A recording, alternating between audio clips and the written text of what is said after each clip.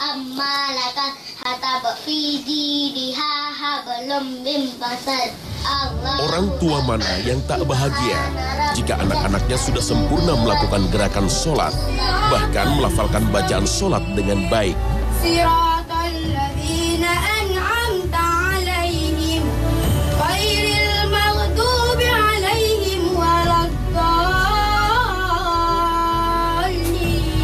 Tentu kebahagiaan ini hanya bagi keluarga yang menjadikan iman sebagai perisai dirinya. Kita pun pasti takjub dengan anugerah Allah Ta'ala. Bocah berusia sangat belia sudah mampu memimpin sholat berjamaah dengan jamaah orang dewasa. Bacaan ayat-ayat suci Al-Quran begitu fasih dan merdu dilantunkannya. Ar-Rahmanir-Rahim, Maliki Yawmiddin, Iyyaka na'budu wa iyyaka nasta'in, Ihdinas siratal mustaqim. Salat adalah tiang agama. Karena itu, sebuah keluarga yang ingin dibangun dengan fondasi agama, maka salat akan diutamakan. Salat adalah amal yang pertama kali dihisab. Jika salatnya buruk, maka buruk pula seluruh amalnya. Sudah selayaknya kita memberi teladan kepada anak-anak kita, tidak hanya salat pada awal waktunya, juga menanamkan kebiasaan untuk salat berjamaah di masjid. Bahkan kita mengajari anak-anak kita bagaimanakah caranya mengerjakan salat dengan khusyuk. Allah Ta'ala berfirman, وَأْمُرْ أَهْلَكَ بِالصَّلَاةِ وَاصْطَبِرْ عَلَيْهَا لَا نَسْأَلُكَ رِزْقًا نحن نرزقك والعاقبة للتقوى. Sejak dini, ajari anak-anak kita dengan sholat. Tak ada artinya prestasi di sekolah atau prestasi dalam aktivitas lainnya jika mereka masih lalai dalam sholat. Allah Ta'ala telah memberi perintah, bersabarlah dalam memberi perintah sholat pada keluarga. Jika anak kita masih lalai, jangan berhenti untuk terus mengingatkan mereka untuk sholat. Dan Rasulullah memberi panduan pada kita bagaimana mengajari anak sholat. Perintahkanlah anak-anak untuk sholat ketika mereka berusia 7 tahun. Dan pukullah mereka agar menjalankannya saat mereka berusia 10 tahun. Hadis riwayat Ahmad dan Abu Daud. Memukul anak yang tidak sholat bukan berarti menyakitinya. Jangan memukul kepala, dada, atau tempat lain yang membahayakan. Memukul sebagai wujud kasih sayang. Bukan berarti melanggar hak-hak anak dengan melakukan tindak kekerasan. Memukul bermakna mendidik dan mendisiplinkan anak agar tidak menyepelekan sholat. Sejak kecil, anak-anak kita diajari untuk menghafal bacaan surat pendek dan doa dalam sholat. Mereka pun mampu menirukan gerakan sholat. Secara perlahan, anak-anak diperkenalkan makna dari semua bacaannya. Kemudian makna dibalik semua gerakan sholat. Hingga mereka menjadikan sholat lebih dari sekedar kewajiban. Sholat menjadi sebuah kebutuhan bagi orang-orang beriman. Namun pertanyaannya, sebagai orang tua, sudahkah kita memberi teladan itu? Apakah kita masih merasa sholat sebagai kewajiban, ataukah kita sudah merasakan kebahagiaan dan ketenangan batin dalam setiap gerakan sholat? Sholat merupakan sebuah perjumpaan dengan Sang Khalik. Sholat tempat kita mengadu dan meminta. Sholat sebagai wujud rasa syukur dan penghambaan untuk kembali memperteguh komitmen sebagai hambanya yang beriman. Inna sholati wa nusuki wa mahyaya wa mamati lillahi rabbil alamin. Sesungguhnya sholatku, ibadahku, hidupku dan matiku hanya milik Allah, penguasa alam semesta.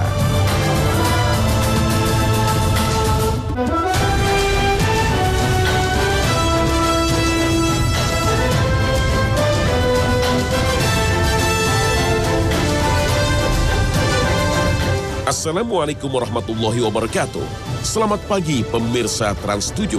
Khazanah, ensiklopedia Islam dunia, pagi ini kembali hadir ke hadapan Anda untuk saling berwasiat dalam kebajikan.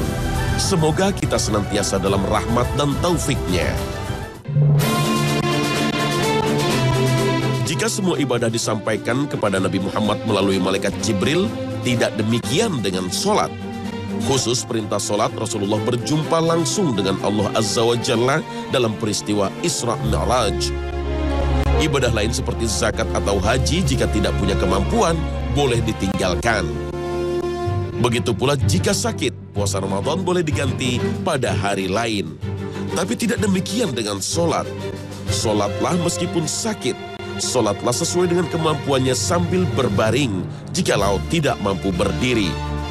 Solatlah meskipun dengan sedikit anggukan kepala. Inilah kewajiban solat yang begitu maha penting. Namun masih ada yang sering terlupakan untuk mendirikan solat dengan penuh kekhusyuan. Kita seringkali merasa puas sudah selesai menjalankan kewajiban solat 5 waktu. Tapi pernahkah kita bertanya seberapa kualitas solat kita? Apakah kita masih sering melamun atau disibukkan dengan aktivitas duniawi selama menjalankan solat? Apakah kita memahami bacaan dan gerakan solat kita? Apa sesungguhnya makna khusyuk dan bagaimanakah cara kita menggapainya? Imam Ibnu Katsir rahimahullah dalam tafsirnya mengatakan bahwa khusyuk bermakna ketenangan, pelan-pelan, ketetapan hati, tawadhu, serta merasa takut dan selalu merasa diawasi oleh Allah Azza wa Jalla. Sementara Ibnu Qayyim rahimahullah dalam Madarikus Shalihin mengatakan bahwa khusyuk adalah menghadapnya hati di hadapan Rabb Azza wa Jalla dengan sikap tunduk dan rendah diri. Khusyuk dalam solat adalah ruh dan inti dari solat. Allah telah menyifati para rasul dan hamba-hambanya yang sholih dengan kekhusyuan dalam solat, sebagaimana firman Allah Ta'ala. Sesungguhnya mereka adalah orang-orang yang selalu bersegera dalam mengerjakan perbuatan-perbuatan yang baik, dan mereka berdoa kepada kami dengan harap dan cemas. Dan mereka adalah orang-orang yang khusyuk kepada kami. Al-Quran, Surah Al-Anbiya ayat 90. Kekhusyuan berada dalam hati, sebagai bukti hatinya memiliki makrifat tentang Allah, dan sebagai bukti selalu mentadabburi ayat-ayatnya. آمنوا به أو لا تؤمنوا إن الذين أوتوا العلم من قبله إذا يتلى عليهم يخرون للأذقان سجدا ويقولون سبحان ربنا إن كان وعد ربنا لمفعولا ويخرون للأذقان يبكون ويزيدهم خشوعا. Karena itulah Allah menegaskan dalam firman-Nya, sungguh beruntunglah orang-orang yang beriman, yaitu orang yang khusyuk dalam solatnya. Al-Quran, Surah Al-Mu'minun, ayat 1 hingga 2. Sebaliknya, dalam ayat lain Allah berfirman, maka celakalah orang-orang solat, yaitu orang-orang yang lalai dari solatnya. Al-Quran, Surah Al-Ma'un, ayat 4 hingga 5. Dalam sebuah hadis riwayat Imam Muslim, Rasulullah SAW pernah bersabda, "Ya Allah, sesungguhnya aku berlindung kepadamu dari ilmu yang tidak bermanfaat, dari hati yang tidak khusyuk, dari jiwa yang tidak pernah puas, dan dari doa yang tidak dikabulkan." Rasulullah menggandengkan 4 perkara yang tercela ini sebagai isyarat bahwa ilmu yang tidak bermanfaat memiliki tanda-tanda buruk, yaitu hati yang tidak khusyuk, jiwa yang tidak pernah puas, dan doa yang tidak dikabulkan. Menurut Imam Ibnu Rajab Al-Hambali, ilmu yang bermanfaat adalah ilmu yang merasuk dan menyentuh hati manusia, kemudian menumbuhkan dalam hati ma'rifatullah, mengenal Allah Ta'ala dengan nama-namanya yang maha indah dan sifat-sifatnya yang maha sempurna, dan meyakini kemahabesarannya. Demikian pula rasa takut, pengagungan, pemuliaan, dan cinta kepadanya. Tatkala sifat-sifat ini telah menetap dalam hati seorang hamba, maka hatinya akan khusyuk, lalu semua anggota badannya pun akan khusyuk. Pada akhir zaman menjelang kiamat, kekhusyuan adalah ilmu yang pertama kali dicabut Allah, sebagaimana sabda Nabi. Yang pertama kali diangkat oleh Allah dari umat ini adalah sifat khusyuk, sehingga nantinya kamu tidak akan melihat lagi seorang yang khusyuk dalam ibadahnya. Hadis riwayat Abu Darda. Orang yang khusyuk dalam sholatnya tidak cukup terlihat dalam gerakan sholatnya. Bisa jadi orang terlihat khusyuk, misalnya dengan memanjangkan rukuk dan sujud, tapi hatinya tidak khusyuk. Inilah orang-orang munafik. Orang yang khusyuk akan terlihat dalam kehidupan sehari-hari, sebagaimana Allah berfirman, tanda-tanda mereka tampak pada wajah mereka dari bekas sujud. Al-Quran Surah Al-Faf ayat 29. Para ulama menafsirkan ayat ini yang dimaksud bekas sujud bukan secara fisik, tapi sholat akan berdampak pada akhlaknya. Pribadinya mulia, berwibawa, dan suka menolong orang lain. Hatinya bersih, tidak dikotori iri dengki, sombong, dan penyakit hati lainnya. Ibnu Katsir menjelaskan faedah besar dari sholat khusyuk membawa seorang mukmin untuk merasakan manisnya iman dan menjadikan sholatnya sebagai qurratul ain atau penyejuk hati, sebagaimana sabda Nabi kepada Bilal radhiyallahu anhu. Wahai Bilal, senangkanlah hati kami dengan melaksanakan sholat. Hadis riwayat Abu Daud dan Ahmad. Rasulullah berpesan untuk mengikuti sholat sebagaimana yang dilakukannya. Dari Mutarif, dari ayahnya, ia berkata, aku melihat Rasulullah SAW sholat dan di dadanya ada suara gemuruh, bagai gemuruhnya penggilingan akibat tangisan. Hadis riwayat Abu Daud dan Tirmizi. Dalam hadis lain, Atok pernah bertanya kepada Aisyah radhiyallahu anha, ceritakan kepadaku apa yang paling kau kagumi dari Rasulullah. Lalu Aisyah menangis. Suatu malam Rasulullah SAW berdiri untuk sholat. Beliau berkata, wahai Aisyah, biarkan aku menyembah Tuhanku. Sesungguhnya aku senang bersamamu dan aku senang menyenangkanmu. Lalu beliau pun bangun dan sholat. Lalu beliau sholat sambil menangis, sehingga lantai kamarku basah karena air mata beliau. Lalu berkumandanglah azan Bilal untuk subuh. Ketika Bilal melihat mata Rasulullah basah karena menangis, Bilal pun bertanya, wahai Rasulullah, untuk apa engkau menangis? Padahal Allah telah mengampuni dosamu yang lalu dan yang akan datang.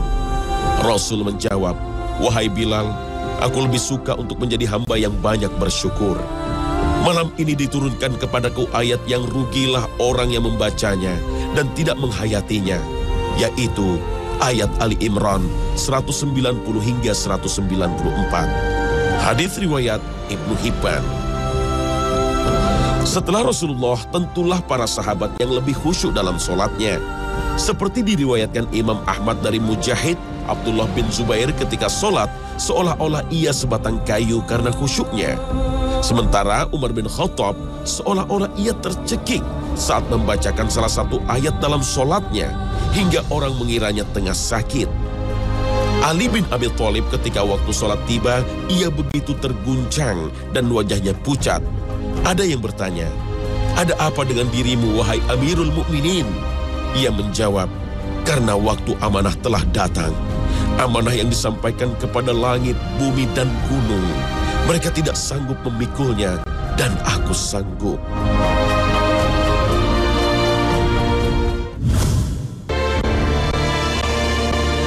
Ada 5 tingkat manusia dalam sholatnya menurut Ibnul Qayyim Al-Jauziyah. Pertama, tingkatan orang yang menzalimi dan sia-sia. Orang yang selalu kurang dalam wudunya, waktu-waktu sholatnya, batasan-batasannya, dan rukun-rukunnya. Orang ini akan disiksa karena kelalaiannya. Kedua, orang yang memelihara waktu-waktunya, batasan-batasannya, rukun-rukun lahiriahnya, dan wudunya. Tetapi ia tidak bermujahadah terhadap bisikan-bisikan setan di saat sholat. Akhirnya ia larut dalam bisikan itu. Orang ini akan dihisap sesuai amalnya. Ketiga, orang yang memelihara waktu-waktunya, batasan-batasannya, rukun-rukun lahiriahnya, dan wudunya. Ia juga bermujahadah melawan bisikan-bisikan setan dalam sholatnya. Orang ini akan dihapus kesalahannya. Keempat, orang yang ketika melaksanakan sholat ia tunaikan hak-haknya, rukun-rukunnya, dan batasan-batasannya. Hatinya larut dalam sholat, hanya menyembah Tuhannya. Orang ini akan mendapat pahala. Kelima, orang berada dalam tingkatan lebih tinggi. Dalam hatinya ia melihat Tuhannya, merasa diawasinya, penuh dengan cinta dan mengagungkannya, seolah-olah ia melihat dan menyaksikannya secara kasat mata. Orang ini disebut muqarrab min rabbihi, atau yang didekatkan kepada Tuhannya. Kita tinggal bertanya pada diri sendiri, apakah kita termasuk orang yang lalai, ataukah termasuk orang yang khusyuk? Atau kadang-kadang lalai, kadang-kadang pula khusyuk? Untuk mencapai derajat orang yang khusyuk, apa yang harus kita lakukan? Berusahalah memahami dan mentadaburi ayat dan doa yang dibacakan dalam sholat. Jika ayat yang dibaca tentang perintah, maka bertekadlah untuk melaksanakan. Jika ada ayat larangan, maka bertekadlah untuk menjauhinya. Jika ada ayat yang berisi ancaman, takutlah dan berlindunglah pada Allah. Dan jika ada ayat berisi kabar gembira, muncullah harapan. Sementara jika ada ayat tentang nasihat dan peristiwa sejarah, maka ambillah pelajaran. Inilah idealnya orang yang beriman. Karena itu jangan berhenti untuk memahami Al-Quran. Rasulullah bersabda, sesungguhnya kalian apabila sholat, maka sesungguhnya ia sedang bermunajat, bertemu dengan Tuhannya. Maka hendaknya ia mengerti bagaimana bermunajat dengan Tuhan. Hadis riwayat Al-Hakim.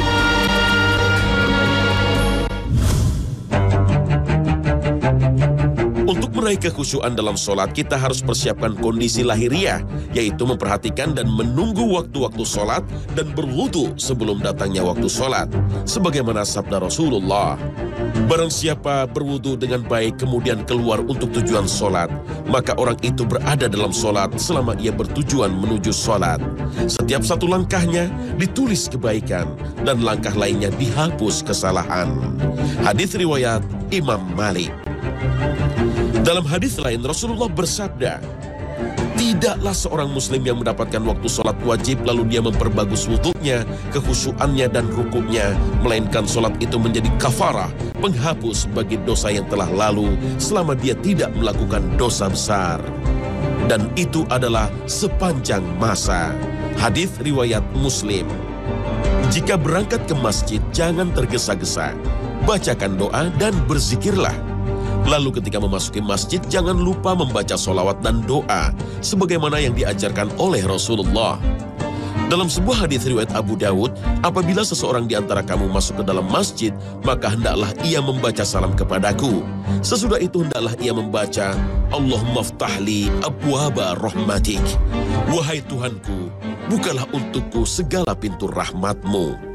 Dan apabila ia hendak keluar masjid setelah membaca sholawat, bacalah doa, Allahumma inni as'aluka min fadlika. Artinya, wahai Tuhanku, aku memohon kepadamu limpahan rahmatmu. Sebelum sholat, disunahkan membaca ta'awuz. Karena ketika seorang hamba hendak melaksanakan sholat, setan menurunkan pasukannya yang disebut khanzab untuk mengganggu orang sholat. Hingga kita lupa hitungan rakaat sholat atau rasa was-was. Apakah kita buang angin atau tidak? Setan pun mengganggu sholat kita dengan memalingkan rasa khusyuk kita kepada persoalan duniawi. Jangan menoleh saat sholat, karena ini adalah perbuatan setan yang selalu mencari-cari kelengahan orang yang tengah sholat. Menurut jumhur ulama, menoleh itu dimakruhkan karena bisa mengurangi kekhusyuan sholat. Namun apabila menolehnya itu sampai memalingkan dadanya atau seluruh lehernya dari kiblat, bukan lagi makruh, melainkan membatalkan sholat. Sebagaimana sabda Nabi, Allah Subhanahu wa Ta'ala selalu menghadap kepada seorang hamba dalam sholatnya selama dia tidak menoleh. Apabila dia memalingkan wajahnya, maka Allah pun pergi. Hadis riwayat Abu Dawud dan An-Nasa'i. Untuk menambah kekhusyuan ketika kita mendirikan sholat, ingatlah mati. Seolah-olah inilah sholat terakhir yang kita lakukan. Rasulullah pernah berpesan, ingatlah mati saat kamu sholat. Sesungguhnya seseorang yang ingat mati saat sholat, maka ia akan memperbaiki sholatnya. Dan sholatlah seperti sholatnya orang yang mengira itu sholatnya yang terakhir. Hadis riwayat Dailami. Kemudian, perindahlah bacaan Quran ketika sholat, karena dapat mengantarkan kepada kekhusyuan. Pandangan mata mengarah pada tempat sujud, sebagaimana hadis dari Aisyah radhiyallahu anha, bahwa Rasulullah menundukkan kepalanya dan pandangannya tertuju ke tempat sujud. Begitu pula ketika memasuki Ka'bah. Bagi sebagian orang, memejamkan mata dianggap bisa menciptakan rasa khusyuk. Rasulullah tidak pernah mencontohkannya. Namun para ulama berbeda pendapat mengenai hal ini. Imam Ahmad mengatakan memejamkan mata saat sholat hukumnya makruh, karena itu kebiasaan orang Yahudi. Tapi, sebagian ulama mengatakan tidak makruh asalkan demi tujuan baik. Misalnya, agar tidak terganggu oleh objek-objek visual yang ada di depannya atau di sekitar tempat sholat. Maka memejamkan mata pada kondisi seperti itu dianjurkan. Banyak faktor yang membuat kita tidak khusyuk dalam sholat. Misalnya, berbagai ornamen dan hiasan yang menarik perhatian orang yang sholat. Bahkan sajadah pun bisa saja mengganggu kekhusyukan kita. Usahakan sholat di tempat yang jauh dari kebisingan. Usahakan sholat tidak dalam kondisi ngantuk dan perut lapar. Rasulullah bersabda, ketika makan malam sudah siap dan datang waktu sholat, maka dahulukan makan malam. Hadis riwayat Bukhari. Kecuali waktu sholat sudah hampir habis, maka dahulukan sholat. Hindari menahan buang air besar, buang air kecil, dan buang angin saat akan sholat. Jangan membaca terlalu keras bacaan sholat sehingga mengganggu orang sholat di samping kita. Rasulullah bersabda, ingatlah bahwa kalian semua menghadap Allah. Janganlah saling mengganggu. Jangan membaca lebih keras dari saudaranya dalam sholat. Hadis riwayat Abu Dawud. Sholat adalah doa. Yakinlah Allah akan mengabulkan permintaan hambanya yang tengah melaksanakan sholat.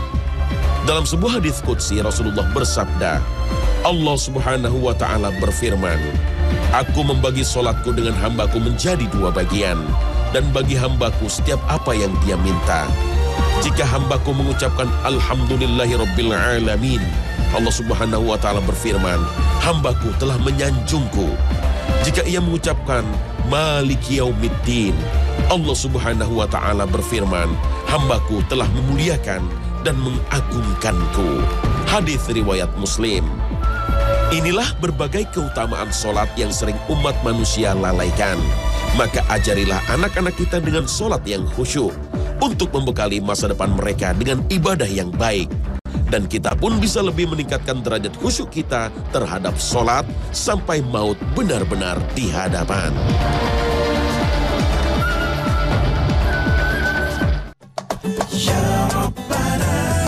Pemirsa Khazanah, semoga episode sholat khusyuk menjadi pengingat bagi kita bagaimanakah cara kita sholat. Ingatlah bahwa sholat adalah amalan yang pertama dihisab oleh Allah Azza wa Jalla. Jika kita sudah khusyuk sholatnya, maka akan baik pula semua perilaku dan amal ibadah kita. Terima kasih atas perhatian Anda dan wassalamualaikum warahmatullahi wabarakatuh.